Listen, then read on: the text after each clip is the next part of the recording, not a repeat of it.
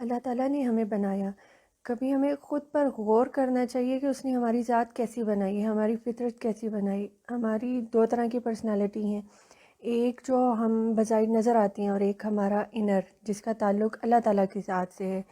ظاہری پرسنالٹی کی چینجز تو ہم پہچان لیتے ہیں، جبکہ انر میں جو چینجز آتی ہیں اس کو ہم اگنور کرتے رہتے ہیں۔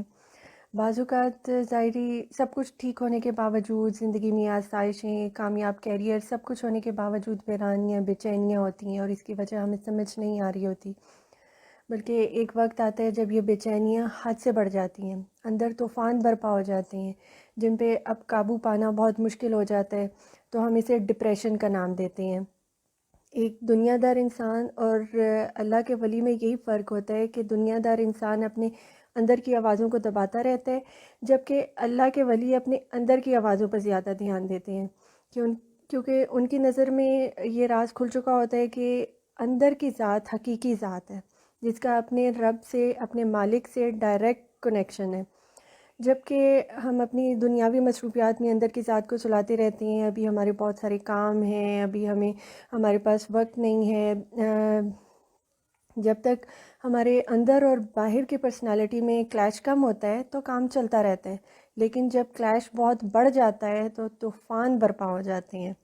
اس طرح ظاہری زندگی میں انسان کی بہت ساری کیٹیگریز ہیں، تو فطری طور پر بھی انسان ایک دوسرے سے مزاج میں بہت ڈفرینٹ ہے، اندر کی دنیا میں بھی سب کا اپنا اپنا راگ بجتا ہے۔ جیسے ظاہری پرسنالٹی میں آپ ڈفرینٹ پروفیشنز میں ہیں، جیسے ڈاکٹرز، انجینئر، پروفیسر، فوجی، بزنس، پائلٹ، یہ سب پروفیشنز آپ کی جو ہے وہ چوائس تھی، یا آپ کے پیرنٹس کی چوائس تھی، یا یہ ٹرینڈ میں تھے، یا پھر انہی میں ویکینسیز تھیں، جو بھی وجہ تھی، آپ جس بھی پروفیشن میں ہیں، اگر یہ آپ کی انر پرسنالٹی سے میچ کرتے ہیں یہ پروفیشنز، تو سونے پہ سہاگا۔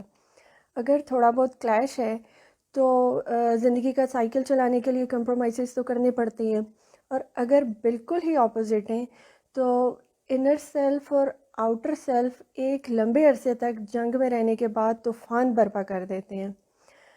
یہ تو پروفیشنلز کی بات ہے، ہاؤس وائف، اسٹوڈنٹس اور مختلف زندگی سے تعلق رکھنے والے لوگ جب انر اور آؤٹر سیلف کے جو ہے ایکسٹریم کلیشز میں جو ہے وہ سفر کرتے ہیں، تو اس کی یہی وجہ ہوتی ہے کہ وہ جو اندر سے ہوتے ہیں، باہر کی دنیا بہت ڈفرینٹ ہوتی ہے۔ سم ٹائم ہم خود اسیس کر لیتے ہیں کہ ہماری پرابلم کیا ہے، لیکن اکثر ہمیں سمجھ نہیں آتی، تب ہمارے قریبی لوگ، ہمارے سنسیئر لوگ ہمیں ریلائز کراتے ہیں کہ یہ لائف آپ ڈیزرو نہیں کرتے، یہ جو آپ کام کر رہے ہیں یہ آپ کے لیے نہیں بنا۔ عام طور پر یہ بڑی ڈرامیٹک سچویشن ہوتی ہے، آپ وہ نہیں جو آپ سمجھ رہے ہیں، آپ ڈفرینٹ آدمی ہیں۔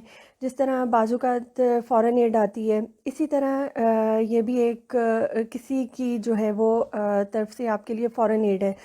فارن ایڈ کے بارے میں مولانا روم نے ایک کہانی لکھی۔ ایک شیر تھا، وہ اپنا بچہ کسی علاقے میں چھوڑ کر چلا گیا، اتفاق سے وہاں پر بھیڑ رہتے تھے، وہ بھیڑوں کی صحبت میں رہ کے بھیڑوں جیسا ہو گیا، ویسے ہی چلتا، ویسے ہی کھاتا انہی کی طرح۔ ایک دن وہاں پر ایک شیر نے دیکھا کہ یہاں پہ شیر کا بچہ کیا کر رہا ہے، تو اس نے اس بچے کی عادتیں دیکھی تو وہ بھیڑوں جیسی، تو اس بچے کو بلایا اور کہا تو شیر ہے۔ بچے نے کہا کہ شیر کیا ہوتا ہے؟ اس نے کہا شیر تو بڑی چیز ہوتا ہے، یہ تو تمہاری خوراک ہے جن کے ساتھ تم نے دوستی کر رکھی ہے۔ بچے کو سمجھ نہ آئی۔ شیر نے کہا کہ تو میرے ساتھ چل، میں تجھے بتاتا ہوں۔ انہیں تالاب میں اپنا عکس دکھایا اور کہا کہ جیسے تم ہو ویسے میں ہوں، دیکھو ہماری کتنی مشابہت ہے۔ شیر کے بچے نے کہا ہاں یہ تو تم ٹھیک کہہ رہے ہو، میں تو تم جیسا ہوں۔ تو شیر نے بھیڑ پکڑا اور اس کو کھا گیا، اور بچے کو کہا کہ تم بھی ایسے کرو۔ بچے کو بھی جوش آیا اور اس نے بھی بھیڑ پکڑا اور کھا گیا۔ اس طرح اس کے اندر کا شیر زندہ ہو گیا، اس کو کسی فارن ایڈ نے زندہ کیا، ورنہ تو وہ کسی اور صحبت میں جا رہا تھا۔ جب اس کو اصلی اطلاع ملی کہ یہ تو کیا کر رہا ہے، وقت ضائع کر رہا ہے، تو کسی اور کام کے لیے ہے، جب کہ وہ اور کام کر کے دکھایا گیا اس کو، تو اسے پتہ چلتا ہے صحبت اور محفل کا کتنا اثر ہوتا ہے۔ بعض کی صحبت بعض کے لیے، داغ کی صحبت داغ کے لیے۔ اور گدھ اور شہباز دونوں میں فرق کیا ہے کہ وہ دونوں اونچی پرواز کرتی ہیں، دوربین کی طرح ان کی نگاہیں بہت تیز ہوتی ہیں، اکٹھے پرواز کرتی ہیں، لیکن ان کا پتہ کب چلتا ہے؟ جہاں گدھ کو جو ہے مردار کو دیکھ کر گدھ نیچے فلائٹ کرتا ہے تو شہباز اوپر ہی اڑتا رہتا ہے۔ تو بعض اوقات یہ ہوتا ہے کہ انسان بھی گدھوں میں رہ کر اپنی شہبازی بھول جاتا ہے۔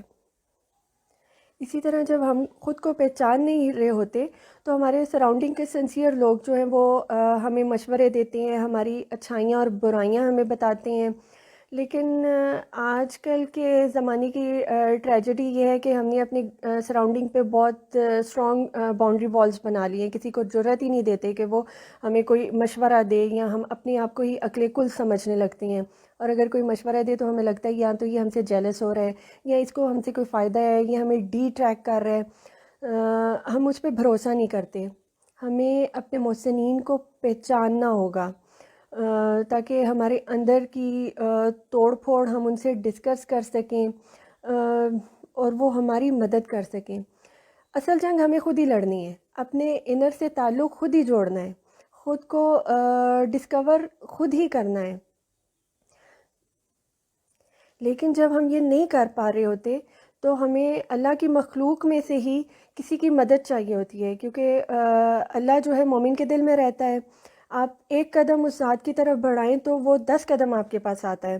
اپنے دل کی آواز پہ ہمیں بھروسہ کرنا پڑے گا، کیونکہ اگر دل مومن ہو گیا تو یہ آواز اللہ کی طرف ہے، اللہ کی طرف سے ہے۔ اب یہ کیسے پتہ چلے کہ یہ دل مومن ہو گیا ہے اور اس کے سگنل ڈائریکٹ جو ہیں مالک حقیقی سے جڑ گئے ہیں؟ اس کے لیے آپ کو ایک صاحب نظر، اللہ کے دوست، اللہ کے ولی کی ضرورت ہوتی ہے۔ اکثر اوقات وہ آپ کی ماں بھی ہو سکتی ہے، یا پھر آپ کے سراؤنڈنگ پہ کوئی ایسی شخصیات جن سے آپ کو پازیٹیو ریز آتی ہیں اور آپ کو یقین ہونے لگتا ہے کہ ان کے پاس کچھ خاص اتھارٹیز ہیں، کہ ان کی بات آپ کے دل پر اثر کرتی ہے۔ آپ اپنے مسائل ان کو بتانے سے پہلے ہی ان کے منہ سے جو ہے ان کے سلوشنز ڈھونڈ لیتے ہیں، تو وہ آپ کی صداؤں کو خلا میں گم ہونے کی بجائے ڈائریکٹ کنیکشن سے لنک کر سکتے ہیں۔ سگنل آپ نے خود ہی پکڑنے ہیں، لیکن پاس ورڈ اللہ اپنی مخلوق میں سے ہی کسی کو دے کر آپ تک وسیلہ بنا کر بھیجے گا۔ جو اللہ کا دوست ہوگا، اس کا ولی ہوگا، جس کے دل میں اللہ تعالیٰ اپنے کچھ پردے ہٹا چکا ہوگا، اس پہ اپنے کچھ راز آشکار کر چکا ہوگا۔ یہ ضروری نہیں کہ اس کے لیے آپ کو کسی مزار یا دربار پہ ہی جانا پڑے۔ اپنے دل میں اللہ کے ولی سے ملنے کی آرزو جگائیں تو اپنے ارد گرد ہمیں ایسے چہرے نظر آنے لگتے ہیں جو خدا شناسی کے سفر میں کافی منزلیں طے کر چکے ہوتے ہیں۔ اگر آپ اپنے دل سے ان پر بھروسہ کریں اور ان سے خدا شناسی کے میپ ڈائریکشنز پوچھیں تو وہ آپ کو آپ کی کیپیسٹی کے مطابق بڑی فراخی سے اس راہ کے پیچ و خم سے آگاہ کریں گے۔ یہ سب لگن کے چکر ہیں۔ جیسے دنیاوی امراض میں جیسی پیشنٹ کی کنڈیشن ہوتی ہے ویسی اس کو ٹریٹمنٹ ریکوائر ہوتی ہے۔ سم ٹائم ہوم ریمیڈیز سے ہی افاقہ ہو جاتا ہے، کبھی ڈاکٹرز جو ہیں اینٹی بائیوٹک کا کورس کرواتے ہیں، کبھی مرض اتنا بڑھ چکا ہوتا ہے کہ آپریشن کی ضرورت پڑ جاتی ہے، جس کے لیے پھر ہم سیکنڈ اوپینین بھی لیتے ہیں، گوگل پہ بھی سرچ کرتے ہیں ڈیزیز کے بارے میں۔ اس طرح ہم جب اپنی پوری تسلی کر لیتے ہیں تو پھر ڈاکٹر پہ بھروسہ کرتے ہیں تاکہ ہم اس تکلیف سے جان چھڑا کے شفا پا سکیں۔ اسی طرح اپنے اندر کی بیماریوں کا مقابلہ کرنے کے لیے بھی پہلے تو ہم کوشش کرتے ہیں کہ ہوم ریمیڈیز سے ہی جو ہے گزارا چلا لیں۔ اگر ایسے ٹھیک چل رہا ہے تو بڑی خوش قسمتی ہے کہ آپ کی زندگی میں کوئی اتنے بڑے مسائل نہیں، زندگی بڑی سموتھ چل رہی ہے کہ آپ کا ہوم ریمیڈیز پہ ہی جو ہے گزارا ہو رہا ہے۔ لیکن کبھی کبھی ہم سٹک ہو جاتے ہیں اور ہمیں کسی روحانی ڈاکٹر کی ضرورت ہوتی ہے۔ اس کے لیے جب تک ہمارا اپنے طبیب پر اعتماد قائم نہیں ہو جاتا، ہم سیکنڈ اوپینین کے طور پر ریسرچ جاری رکھتے ہیں، کیونکہ ہم ڈفرینٹ فرقوں سے میں بٹے ہوئے لوگ ہیں، تو ہم اپنے اپنے فرقے کے مطابق دین کی تعلیمات میں سرچ کرتے ہیں، تو ہمیں اندازہ ہوتا ہے جس طرح ایک بیماری کے لیے بیماری کے علاج کے لیے ڈفرینٹ برانڈز اور لیبلز کیا کہتے ہیں کی میڈیسنز ہوتی ہیں، جیسے پین کلر میں پانسٹان اور کیا کہتے ہیں 5 ٹن اور ڈسپرین میں ڈفرینٹ لیبلز لگے ہوئے ہیں، ڈفرینٹ برانڈز ہیں، لیکن ان کے اندر انگریڈینٹس تقریباً ملتے جلتے ہیں۔ اسی طرح دین کے بھی مختلف راستے ہیں، مختلف روٹ سے ہوتے ہوئے منزل ایک ہی ہے۔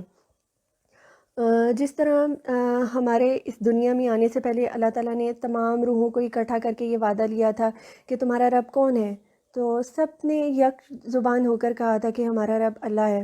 اور جب ہم دنیا کی رنگینیوں میں گم ہو گئے تو ہم اپنے اندر کی آواز کو اگنور کرتے گئے، اور ہم جو اللہ سے کیے ہوئے وعدے پہ ہمیشہ ہمارا انر جو ہے وہ وفا شعار رہا ہے۔ اس کو جب اپنی خوراک نہیں ملتی تو اندر والی ذات اور باہر والی ذات کے درمیان جنگ شروع ہو جاتی ہے۔ اس لیے ہمیں اپنی اندر والی اور باہر والی ذات میں زیادہ کلیش نہیں آنے دینا چاہیے۔ جب اپنے اندر والی ذات کو زیادہ دبائیں گے نہیں، اس کو سپیس دیں گے، تو یہ شہباز کی طرح بلند پرواز کرے گا۔ شہباز جو ہے وہ ایسا باز ہے جو بادشاہ کے ہاتھ پر بیٹھتے ہیں، تبھی تو وہ شہباز ہے، یعنی شاہ کا باز۔ تو وہ ایسا باز ہے کہ کوئی اس کو اٹھانے والا ہے، بٹھانے والا ہے، اڑانے والا ہے۔ تو ہمارا بادشاہ اللہ ہے جس کے حکم پہ ہم نے چلنا ہے۔ اللہ کے فضل و کرم پہ بھروسہ کرتے ہوئے چلتے جائیں تو ساری چھوٹی موٹی چیزیں ٹھیک ہوتی چلی جائیں گی۔ اب اولیاء کرام کے سلسلے میں یہاں پر جو گمراہی کا معاملہ ہے، یہ ہماری خود کی کم عقلی ہے کہ ہم ان لوگوں ان اللہ کے بندوں سے کہتے ہیں کہ ہمیں کوئی ایسا تعویذ دیں جس سے ہمارے کاروبار چمک اٹھیں، ہمیں اولاد نرینہ سے نوازا جائے۔ بلکہ بعض اوقات اب کے زمانے میں تو اس کو کاروبار بنا لیے، کاروباری ذہن کے لوگ جو ہیں اسے دھندا بنا لیتے ہیں، اور پہلے سے پریشان حال لوگوں کے ذریعے دین کے نام پر خرافات شروع کر دیتے ہیں، اور پانی بھی جو ہے وہ سونے کے بھاؤ بیچنے لگ جاتے ہیں۔ جبکہ اللہ کے مقرب بندے، اللہ کے ولی ایسی باتوں کے دعوے دار نہیں ہوتے، بلکہ ہوتا یہ ہے کہ جب وہ ہمارے اندر کے انسان کو اللہ کے ذکر کی لذت سے آشنا کرتے ہیں تو ہمارے اندر ٹھہراؤ آ جاتے ہیں اور ہمارے رویے بدلنے لگتے ہیں۔ پہلے جس مال پر ہم سانپ بنے بیٹھے تھے، لالچ ہوس کی وجہ سے جو ہے ہمارے پیٹوں کی آگ نہیں بجھتی تھی، دنیا کی مال کی لوٹ مار میں جو ہے چھینا چپٹی میں اپنی عاقبت سے ناشنا تھے، اللہ کے بندے آپ کی آنکھیں کھولتے ہیں، آپ کے دل بدلتے ہیں۔ اللہ کے یہ نیک بندے آپ کی تقدیر نہیں بدلتے، بلکہ آپ کی تربیت کرتے ہیں اور آپ کے دلوں کو مشیت الہی پر راضی رہنا سکھاتے ہیں، نفس کے خلاف لڑنے کے گر سکھاتے ہیں، دلوں کو وسوسوں، مایوسیوں اور اندیشوں سے پاک کرتی ہیں، گمراہ انسانوں کو توبہ کا دروازہ دکھاتے ہیں، خود شناسی کی منزلیں طے کراتے ہیں۔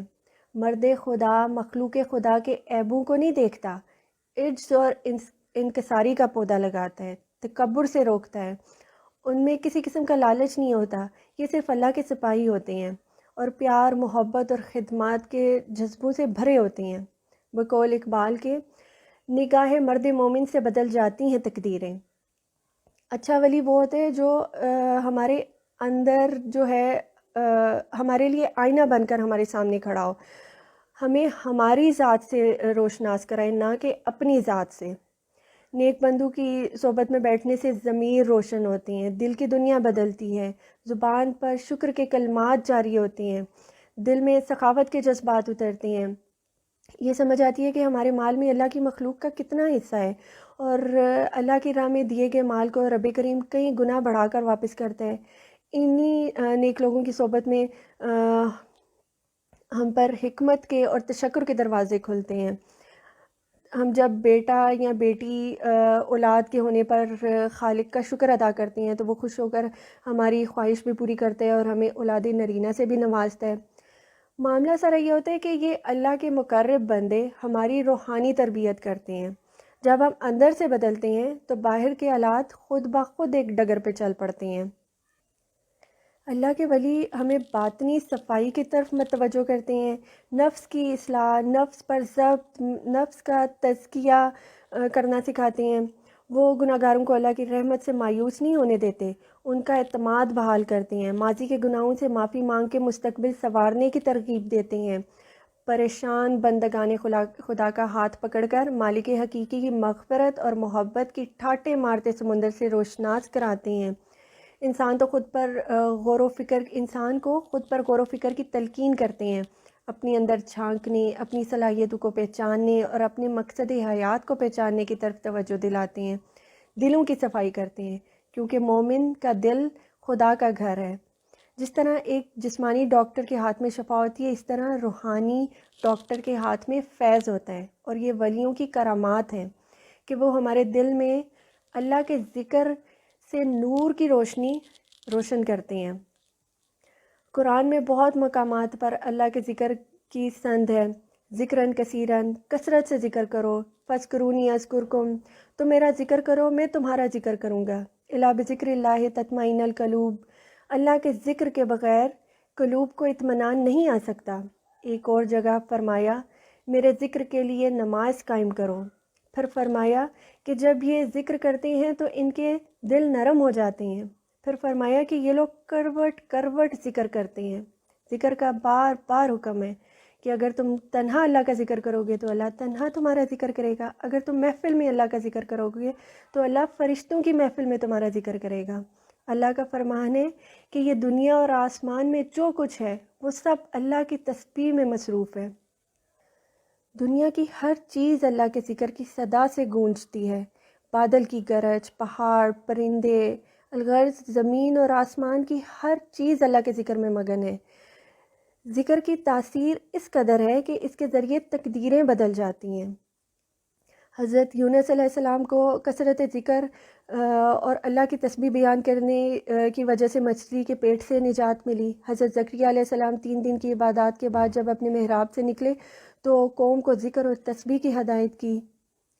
حضرت داؤد علیہ السلام پرندوں کے ساتھ مل کر اللہ کا ذکر کیا کرتے تھے۔ حضرت موسیٰ علیہ السلام نے اللہ تعالیٰ سے دعا کی کہ میرے بھائی ہارون کو میرا وزیر بنا دے تاکہ ذکر اذکار میں وہ میرے مددگار اور معاون ثابت ہوں۔ اللہ تعالیٰ کے فرشتے بھی ہر وقت اللہ کے ذکر میں مشغول رہتے ہیں۔ اللہ تعالیٰ ہماری زبانوں پر اور ہمارے دلوں میں اپنا ذکر جاری کر دے، آمین یا رب العالمین۔